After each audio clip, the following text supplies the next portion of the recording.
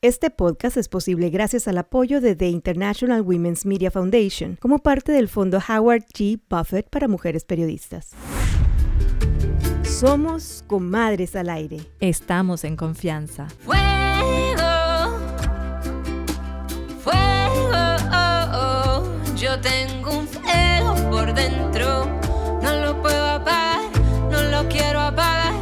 Yo soy Maritza Félix. Y yo soy Valeria Fernández. Comadres, ya saben que estamos acá para hablar de salud desde el vientre hasta el subconsciente, de la fertilidad hasta los brazos vacíos, de las ganas de procrear hasta la impotencia de no poder hacerlo. Por eso hoy le dedicamos este episodio a la infertilidad. De acuerdo con el Centro de Control de Enfermedades de Estados Unidos, 1 de cada 5 mujeres de entre 15 y 49 años son infértiles. No solamente es la dificultad de quedar embarazada en ese plazo de 1 año, sino después, si se logra, de que se logre. Hay tantas razones, Valeria, como misterios detrás de esta infertilidad, pero también hay estas cosas que, ¿cómo los puedo llamar? Milagros. Ese es el caso de Elsa Gracia, una mexicana que se atrevió a hablar en voz alta de este tabú social, mientras libraba una batalla campal para convertirse en mamá.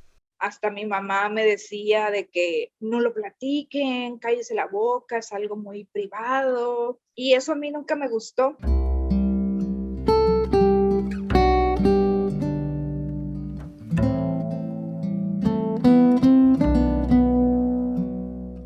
Elsa Gracia no soñaba en convertirse en madre. De hecho, tenía la mira fija en trabajar, viajar y disfrutar, hasta que conoció a Alfredo Don Juan. Es lo más chistoso porque yo nunca quise tener hijos, nunca quise casarme, así que nunca digas nunca. Lo pensé unos días y cuando le dije que sí, me dio el anillo. Fue una boda de ensueño y desde el primer día empezaron a buscar un hijo. Y nunca nos cuidamos y ya que pasaron 6 meses y nada, dijimos, creo que hay un problema. Por ser mayores de 30 años, buscaron a un experto en fertilidad. Lo primero que hacen es hacerle estudios a la mujer y al hombre para ver dónde está el problema, qué está pasando. Entonces ahí de volada saltó el problema que él tenía 2 millones de esperma en vez de lo regular, no normal en cualquier hombre, es 40 millones. Y dijo, aquí hay un problema. Ustedes dos nunca van a poder tener hijos por sí solos. Van a necesitar ayuda, van a necesitar la tecnología. Hicimos una inseminación y ¡pum! Quedé embarazada. Y nosotros, ¡wow! La primera, bruto, ya sucedió, ya estamos embarazados, qué padre.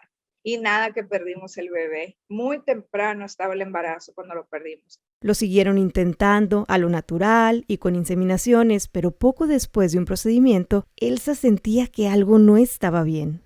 Que yo me empecé a sentir muy mal y llegamos a emergencias y a los 5 minutos me operaron porque me estaba desangrando por dentro porque estaba embarazada de 2 meses, era un embarazo ectópico y el bebé estaba atorado en la trompa de falopio. Entonces el bebé a crecer, te truena la trompa de falopio, entonces tú empiezas a desangrarte por dentro. Yo tenía así la panza enorme. Había quedado embarazada naturalmente. Increíble. Después de que los doctores dijeron que nunca iba a suceder, que no sé cuántas cosas, nos embarazamos solos. La clínica no se dio cuenta que Elsa estaba embarazada antes de hacerle la inseminación, pero después de lo que pasó, todo se complicaba. Entonces ya estando el hombre con bajo esperma y yo sin una trompa de falopio, ya fue que el doctor nos llamó y dijo, ¿saben qué? Son muy bajas las probabilidades con inseminación artificial y vamos a tener que brincarnos a in vitro. Entonces descubrieron que Elsa tiene un síndrome rarísimo que afecta sus huevos. El doctor se lo dijo así, sin suavizar la gravedad del caso.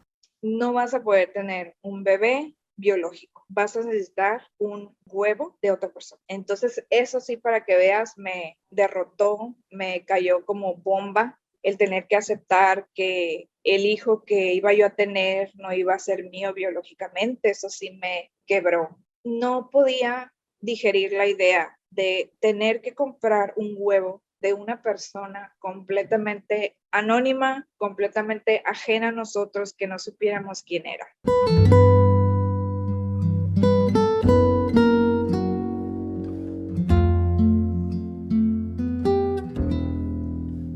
El el doctor le sugirió que fuera su hermana, la más joven, la que le donara un par de huevos.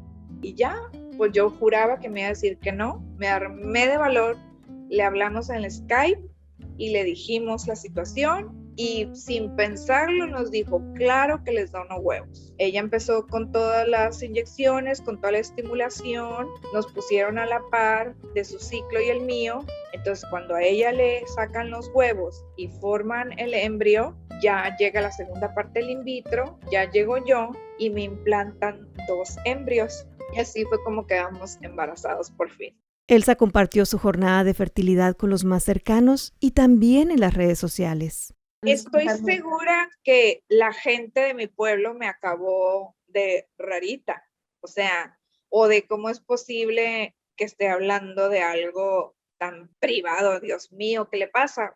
¿Por qué lo ventila en el Facebook, me entiendes? Pero yo lo que tenía ganas de decir era, 1, no tengo lepra, tengo un problema que le pasa a 1 de 8 mujeres y lo estoy afrontando. Y es normal decir, necesito ayuda, y es normal decir, busqué un grupo de apoyo de mujeres que están pasando por lo mismo que yo para apoyarnos unas a las otras. Ese fue el apoyo que recibió de su hermana y la muestra de amor más fuerte, ese bebé milagro. Entonces, como yo pasé por ahí, imagínate ver a tu hermanita sufrir, pasar por ahí y todo para darte a ti un hijo. Entonces, ¿cómo pagas eso? Yo creo que no nos va a alcanzar la vida para darle las gracias a ella del regalo que nos dio. Ella nunca se ha sentido la mamá, aunque es 50% mi marido, 35% mi hermana y 15% mío. Esto quiere decir que mi hijo tiene 3 ADNs porque se alimentó de mi sangre. Pero la llegada de ese niño no fue como lo esperaban, quizá porque lo desearon tanto y cuando lo tuvieron entre brazos, el mundo se sacudió. Todos los años que lo esperamos, que lo deseamos, que lo soñamos, que decíamos, Dios mío, y que por fin llegó el momento. Nace el bebé y a mí me da depresión postparto. Todas las mamás hablaban de que nacía el bebé y tú lo veías y te enamorabas perdidamente de él, y sabías lo que era la palabra amar, todo estaba de color de rosa, padrísimo. No pudo ser más diferente para mí. Yo veía al bebé y lo único que pensaba es, ¿quién es este bebé? Entonces fue un proceso de conocernos y enamorarnos los dos. No fue amor a primera vista como todas las mamás lo cuentan. El vínculo se fortaleció con el tiempo y hoy, años después, Elsa y su esposo le pudieron contar a su hijo cómo llegó al mundo gracias a esa tía a la que tanto quiere. Obviamente que siento que ellos siempre van a tener algo súper especial entre ellos. Y más ahorita porque al niño hace 2 meses le comentamos cómo llegó él al mundo. Le compramos un libro que habla acerca de esto, se lo leímos y luego le explicamos y al final le preguntamos que si quién pensaba que era su donadora. Entonces quedó así pensando y le dijimos que era su tía Fina. Entonces le habló por videoconferencia a la tía Fina y le dio las gracias por darle la vida.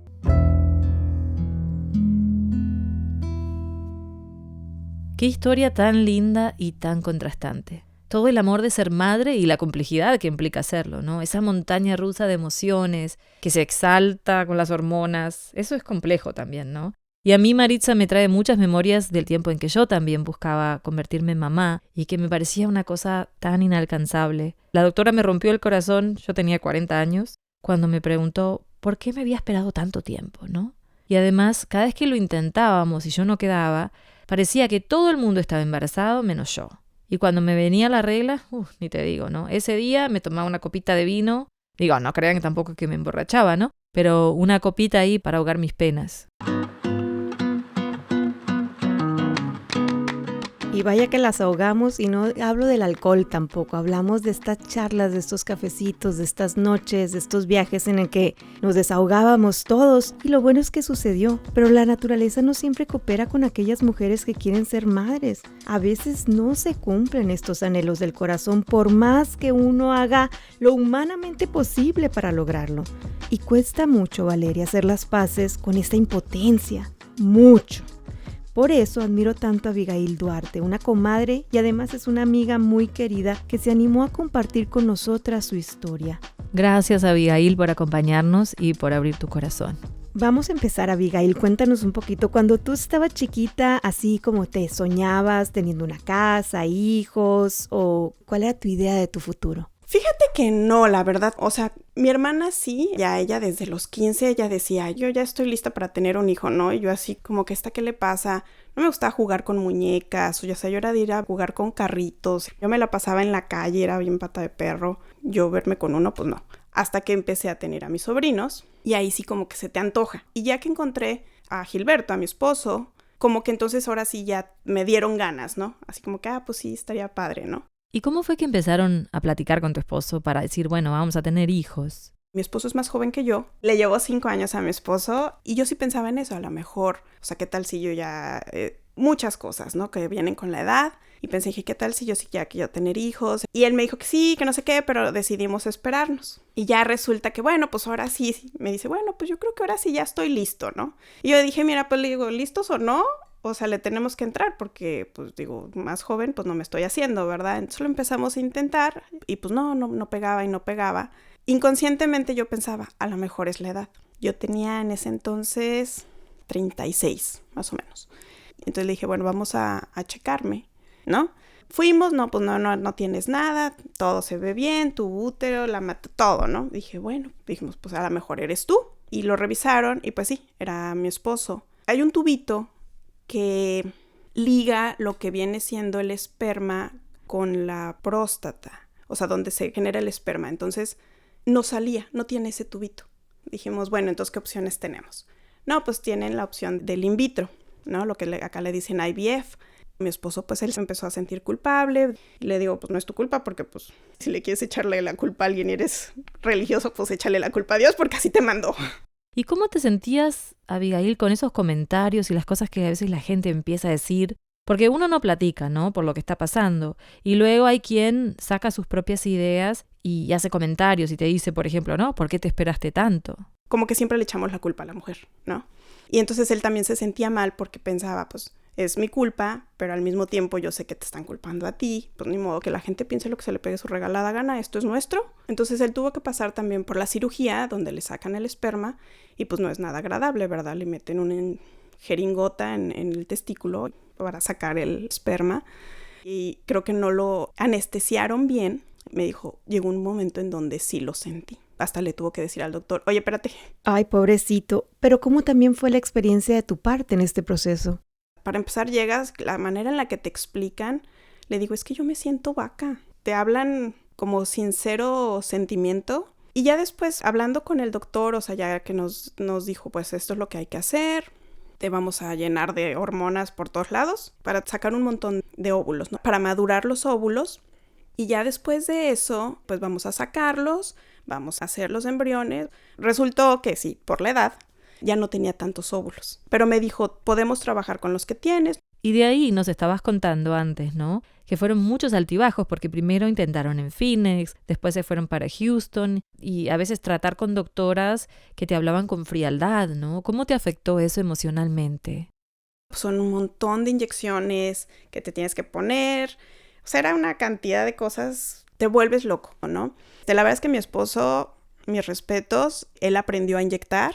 Él me ponía las inyecciones, que la verdad yo al principio dije, Dios santo. Todos los días practicaba, hasta que aprendió, hasta que se sintió cómodo, o sea, obviamente antes de que me tuviera que inyectar. Y cuando me inyectó, o sea, dije, no hombre, qué buena mano tiene. Llegamos a Houston, hicimos el intento. Igual, la primera vez que lo intentamos no funcionó, la segunda vez igual uno se agarró, igual como a las 2-3 semanas, otra vez, ¿no? Y me dice, si quieres lo podemos volver a intentar otra vez. Lo intentamos y solamente sale un embrión. Lo mandamos revisar porque dijimos, si no han pegado los otros 6 o se han desprendido, es que hay algo. Y entonces lo mandamos a analizar y el embrión venía mal. Entonces me dijo el doctor, es posible que por eso no te funcionó ninguno, porque a lo mejor todos venían con algún problema. Entonces ya una vez que pasó eso, me dice Gilberto, bueno, ¿cómo ves? ¿Quieres volver a intentar? Me dijo el doctor, si quieres lo podemos volver a intentar, a ver si podemos sacar otro óvulo, podemos ver otras opciones. Y le dije, ¿sabes qué? no. Le dije, ya estoy agotada, física y emocionalmente, o sea, ya no puedo. Le dije, mejor vamos a ver adopciones. A lo mejor por ahí es por donde nos toca. Entonces, el proceso es increíblemente tedioso y costoso. Entonces le digo, siento que los tratan nada más como mercancía, ¿no? O sea, le digo, yo no puedo pensar, además de pagar la cantidad que era, no nada más era el dinero, sino era el sentir que estaba comprando un ser humano. Abigail, y no quiero ser indiscreta, pero ¿y la opción de cuidado temporal de un niño acá en los Estados Unidos? Le dicen foster care, de ahí se puede pasar a la adopción, ¿no? Y la otra era, por el foster, era igual, o sea, decía, yo no puedo pensar en que me van a traer un bebé y que a lo mejor aquí se me queda 2 años y luego, no, pues ya el juez decidió que mejor se va con su familia y bye, ¿no? Que claro, tú quieres lo mejor para el bebé, pero al mismo tiempo, pues, ¿cómo te desprendes así de, bueno, pues, bye, ¿no? Elsa nos contó que ella tiene a su bebé Milagro gracias a su hermana, pero a ustedes esa posibilidad no les atrajo, no les llamó la atención. Sabes que yo sí lo consideré, mi esposo no se sintió cómodo con esa opción. Yo le dije, bueno, pues que sea un óvulo y tu esperma. Y no, él no se sintió cómodo con esa opción y dije, bueno, ¿para qué lo empujo? Ay, Abigail, la verdad es que qué intuición, ¿no? Admiro mucho esa manera de reflexionar en este proceso y también de saber que ahora estás en otra etapa, ¿no? Entonces, después de haber pasado por todo estos altibajos, esa montaña rusa, ¿a qué conclusión llegaste? Como dice el dicho, si no te toca aunque te pongas y si te toca aunque te quites, pues no nos tocaba. Y entonces fue un proceso de aceptación, de perdón y de sentir o de aceptar, de estar conformes y de encontrar que, pues bueno, si no tenemos hijos tampoco no es el fin del mundo.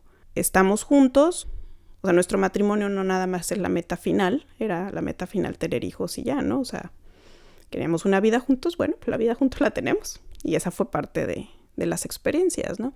Entonces, parte del trabajo, a mí me funcionó mucho platicarlo. Creo que mucho es por la pareja. O sea, se siente uno culpable de no poderle dar a la otra persona lo que espera, ¿no? O lo que quiere. O sea, que ves las ansias. Yo veo a mi esposo con las ganas. Cuando veo a sus sobrinos, o sea, se le ven, ¿no? Los ojitos. O sea, esas ganas se le ven. Y entonces sientes esa responsabilidad y decir, híjole, pues fue algo que yo no le pude dar, pero en realidad no es algo que no le pude dar, o sea, simplemente no pasó. Entonces es trabajar ese perdón y claro, pues es emotivo, pero creo que el perdón es dárselo a uno mismo. Tengo la fortuna de que mi marido tiene un corazón de oro, entonces creo que su preocupación siempre era el que yo estuviera bien. Hay altibajos, pero también en algún momento entendimos los dos que teníamos que estar bien. Cada uno primero también para que el otro estuviera bien. Qué forma tan hermosa de pensar es querer que el otro esté bien, ¿no? Me conmueve mucho lo que nos cuenta Abigail, porque la capacidad de sanar y evolucionar y de querer cosas diferentes y valorar lo que se tiene es algo que no todos comprenden o que pueden alcanzar, ¿no? El decidir, yo voy a tener una vida plena, feliz y no tener hijos. Y eso también me va a llenar, ¿no? Y que no se te mida tampoco como persona o como mujer por si los tienes o no lo tienes, ¿no? Y qué lindo que tengamos tantos matices y formas de vivir nuestras vidas, de compartirnos, Valeria, de celebrar los triunfos, de respetar también las decisiones de los demás sin tratar de imponer las nuestras.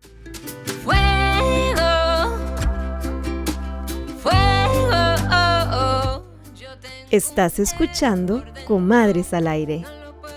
Recuerda que estamos en todas las plataformas de podcast, en YouTube, Facebook, Instagram y hasta en Twitter como Comadres al Aire, para que ahí nos sigas y vamos a seguir conversando y comadreando. Oigan, y ya saben, bueno, no es novedad que nos encanta hablar, pero nos gusta más leerte y escucharte en donde quiera que estés, porque nosotros tenemos aquí un pie en Arizona y el otro en cualquier parte del mundo, donde tú estés. Y como muestra, volvemos a cruzar la frontera hasta el norte de México para enlazarnos con otro compadre que en realidad en la vida real sí es mi compadre. Ay, es que mi vale más tener amigos que dinero. Tienes toda la razón con eso, Maritza. Y hablando de amigos, le damos la bienvenida a Saúl Madrigal, que es un ginecólogo mexicano que hoy también se convierte en mi compadre y que nos va a ayudar a entender la fertilidad o la falta de ella a través de la medicina. Doctor Madrigal, Saúl, empecemos por entender cuándo hay que pensar en la fertilidad. Una de las cosas más frecuentes es que la gente piensa que si ya pasaron 3 meses que dejó de cuidarse o empieza a tener relaciones con todo el afán de tener un bebé y no lo logra, entonces algo está mal.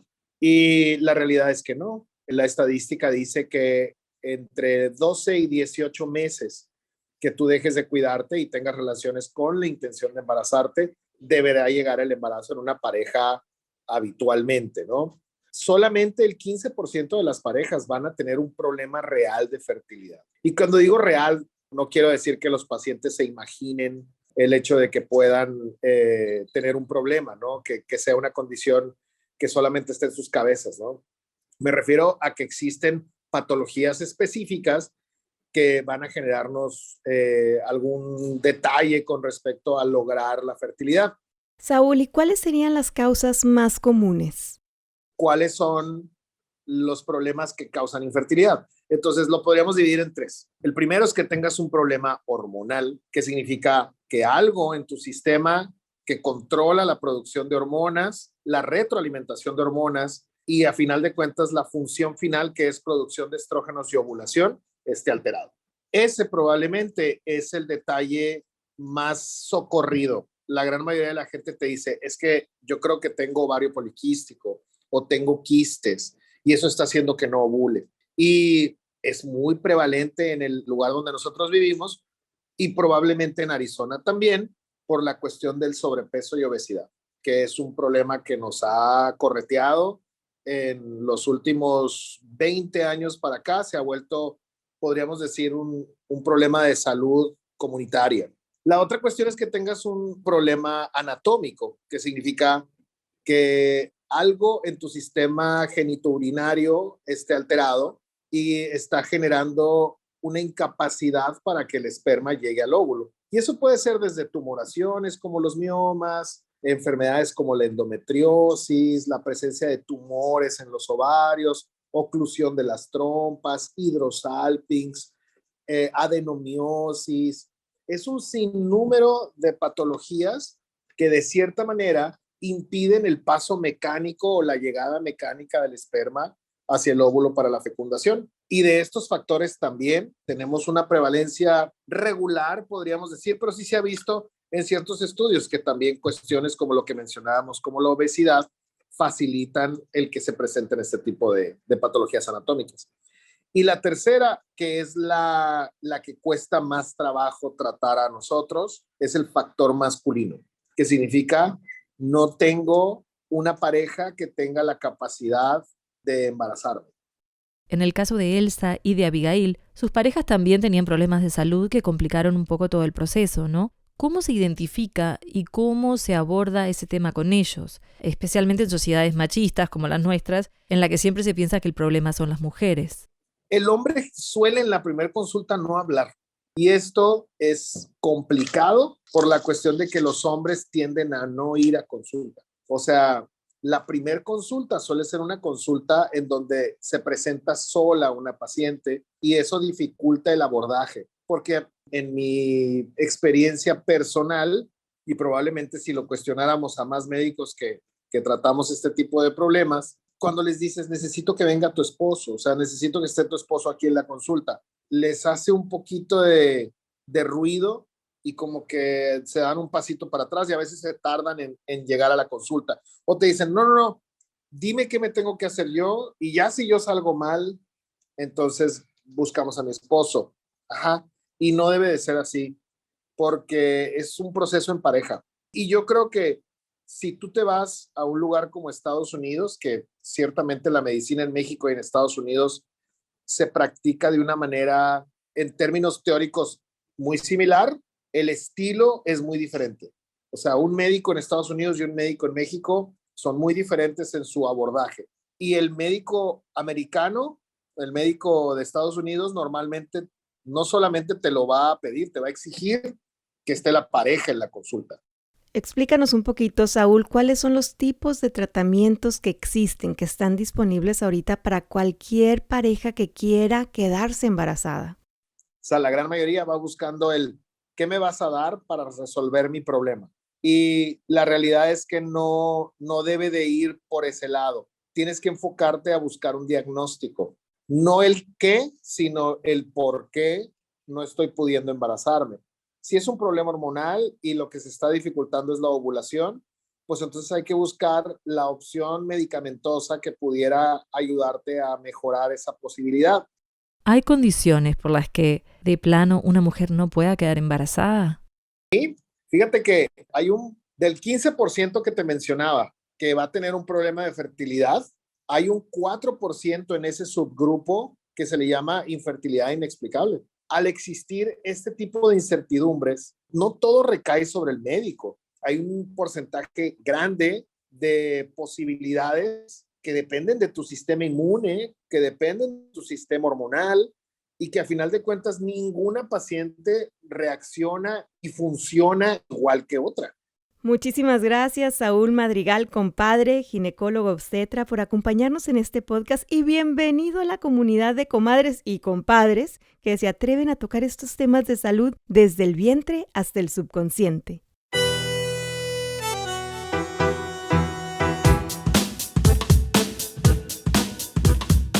Y ahora nos vamos a las redes sociales para saber de ti. Y te agradecemos muchísimo que nos compartas tus testimonios, tu arte, tu inspiración, porque a veces nos cuesta mucho admitir en voz alta lo que vivimos. El tener hijos no fue una prioridad en mi vida. Con mi primer matrimonio decidimos que no tendríamos.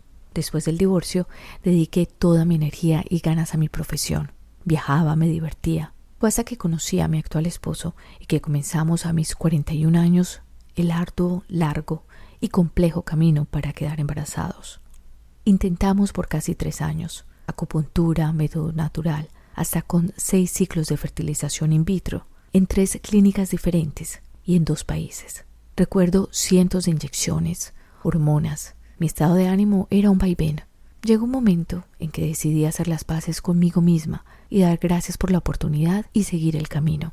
Sabía que había dilatado el tema de ser mamá. Pero el último intento in vitro, a mis 44 años, quedé embarazada. No lo podía creer.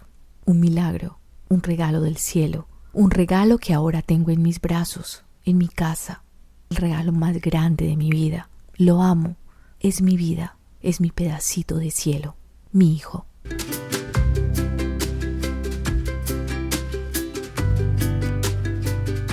Y con esto, comadres, nos despedimos por hoy, no sin antes mandarte un apapacho así lleno de fuerza, de sororidad, de amor, de consuelo, de cualquier cosa, emoción, sentimiento que tú necesites.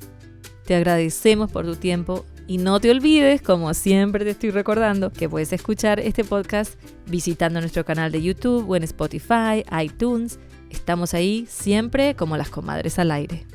Comadres al Aire es una producción de AB Phoenix Productions y Conecta Arizona. Se transmite por radio bilingüe. Nuestras productoras ejecutivas son Maritza Félix y Valeria Fernández. Productor Rubén Tapia. Música del show La Muna. Gracias a The International Women's Media Foundation por patrocinarnos. Y gracias a ti por escucharnos. Fuego,